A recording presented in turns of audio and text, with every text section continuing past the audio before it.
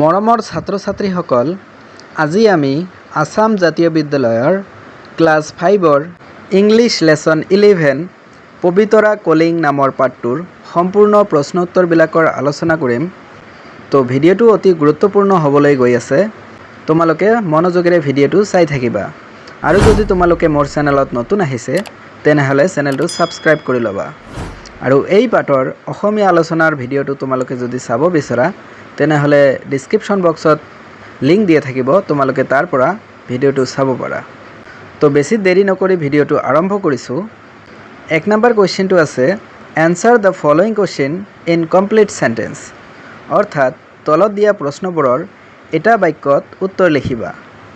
এই নম্বৰ কুৱেশ্যনটো আছে where will Sagar go during his winter vacation, অৰ্থাৎ সাগৰে তেওঁৰ শীতকালৰ বন্ধৰ দিনত ক'ত যাব বিচাৰিছিল।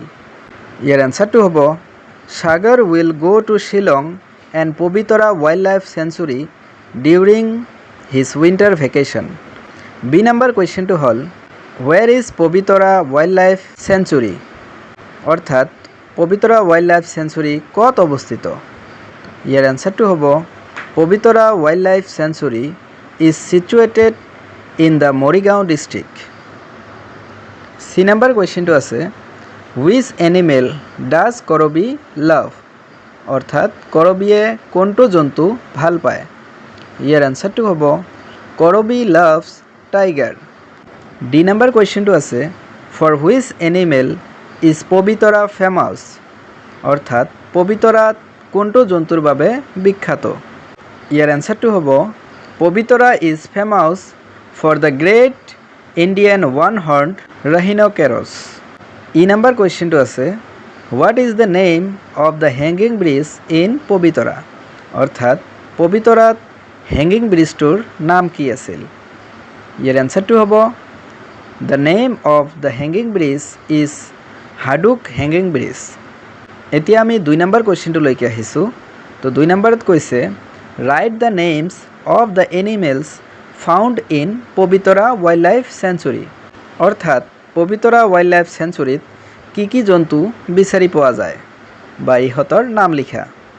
ইয়াৰ এনচাৰটো হ'ব animals found in Pobitora wild life sanctuary are great Indian one horn rhinoceros, wild boar, wild buffalo, Asian palm civet, Indian jackal etcetera. E number কুৱেশ্যনটো আছে write the names of the birds found in Pobitora wild life sanctuary, অৰ্থাৎ Pobitora wild life চেঞ্চুৰীত কি চৰাই দেখিবলৈ পোৱা যায় ইহঁতৰ নাম লিখা। ইয়াৰ এনচাৰটো হ'ব birds found in Pobitora wild life sanctuary are barn, swallow, lesser, adjutant stork, kingfisher, owl, hoopoe, parrot, myna, black drongo, woodpecker etcetera. এতিয়া আমি 4 নম্বৰ কুৱেশ্যনটোলৈকে আহিছোঁ। তো 4 নম্বৰত কৈছে right whether the following statements are true or false, অৰ্থাৎ তলত দিয়া মন্তব্যবোৰ সঁচা হয় নে মিছা হয় লিখিবা। এই নম্বৰ কুৱেশ্যনটো আছে Pobitora is famous for the great Indian one horn rhinoceros, অৰ্থাৎ পবিতৰাটো এশিঙীয়া গড়ৰ কাৰণে বিখ্যাত। আৰু ইয়াৰ এনচাৰটো হ'ব ট্ৰু। বি নম্বৰ কুৱেশ্যনটো আছে সাগৰ ইজ কৰবীজ ব্ৰাদাৰ, অৰ্থাৎ সাগৰ হ'ল কৰবীৰ ভায়েক। ইয়াৰ এনচাৰটো হ'ব ফল্ছ। চি নম্বৰ কুৱেশ্যনটো আছে Pobitora is a national park, অৰ্থাৎ পবিতৰা এটা ৰাষ্ট্ৰীয় উদ্যান। ইয়াৰ এনচাৰটো হ'ব ফল্ছ। ডি নম্বৰ কুৱেশ্যনটো আছে Sagar will go to Shillong with his parents, অৰ্থাৎ সাগৰে তেওঁৰ মাক দেউতাকৰ লগত শ্বিলংলৈ ফুৰিবলৈ গৈছিল। ইয়াৰ এনচাৰটো হ'ব ট্ৰু।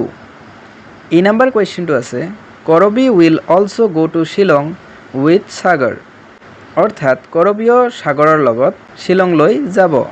ইয়াৰ এনচাৰটো হ'ব ফল্ছ। এফ নম্বৰ কুৱেশ্যনটো আছে we can ride on elephants in Pobitora, অৰ্থাৎ আমি পবিতৰাত হাতীৰ ওপৰত যাত্ৰা কৰিব পাৰোঁ বা হাতীৰ ওপৰত চৰি ফুৰিব পাৰোঁ। ইয়াৰ এনচাৰটো হ'ব ট্ৰু। তো মৰমৰ ছাত্ৰ ছাত্ৰীসকল, এয়া আছিল পবিতৰা কলিং পাঠটোৰ সম্পূৰ্ণ প্ৰশ্ন উত্তৰৰ ভিডিঅ'। তো তোমালোকে যদি এই পাঠৰ অসমীয়া আলোচনাটো চোৱা নাই তেনেহ'লে ছাইডত থাম্বনেইল চাবলৈ পাই আছা।